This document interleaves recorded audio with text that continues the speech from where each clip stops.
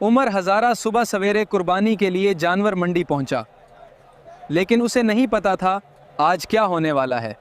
देखो कितनी खूबसूरत सफ़ेद गाय है। मुझे फौरान इसके पास जाना होगा ताकि इसे देख सकूं।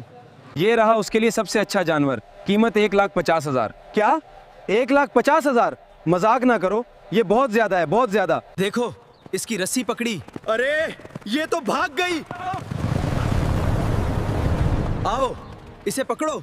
अरे देखो इसे, उमर हजारा गाय के पीछे भाग रहा है। रोको इसे, रोको। ये क्या हो रहा है? पूरी मंडी हंस रही है उमर हजारा को देखकर। देखो